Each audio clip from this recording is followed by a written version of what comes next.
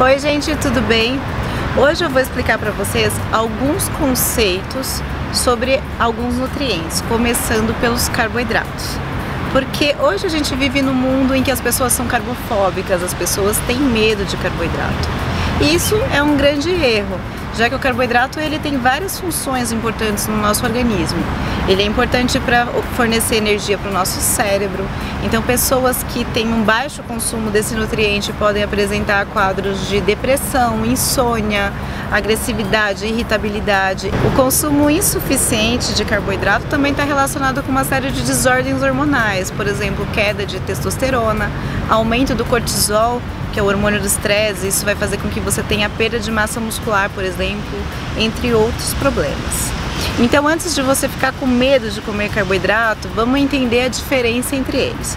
Primeiro, entendendo o conceito de índice glicêmico e carga glicêmica.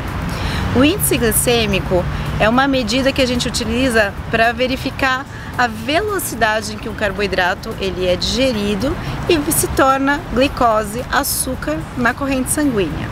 Quanto mais rápido ele se torna glicose na corrente sanguínea, maior o índice glicêmico. E isso é ruim, porque quanto mais rápido ele cai na corrente sanguínea, mais rápido ele vai estimular um outro hormônio que chama insulina. E o excesso de insulina ele está relacionado com o aumento da gordura corporal e também com uma série de problemas de saúde, como a síndrome metabólica. Agora, uma outra medida que é ainda mais importante que o índice glicêmico é a carga glicêmica, que se refere à qualidade e também à quantidade de carboidrato numa porção. Então, por exemplo, um alimento ele pode ter um índice glicêmico muito alto, ou seja, pode virar açúcar na corrente sanguínea de uma forma muito rápida.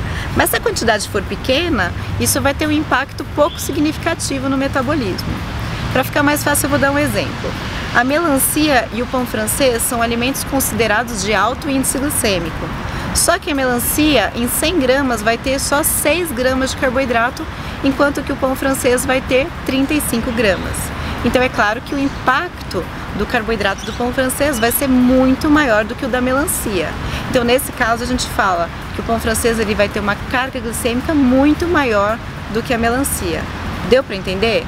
Então é sempre importante que a gente prefira os carboidratos com baixa carga glicêmica. E geralmente esses vão ser aqueles alimentos que são integrais, que não sofreram processos de refino. Por exemplo, o arroz integral ao invés do arroz branco.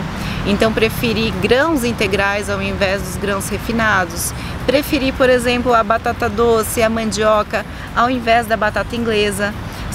São trocas que são mais inteligentes. E dessa forma a gente consegue consumir os carboidratos sem prejudicar a nossa saúde e sem correr o risco de acumular gordurinhas.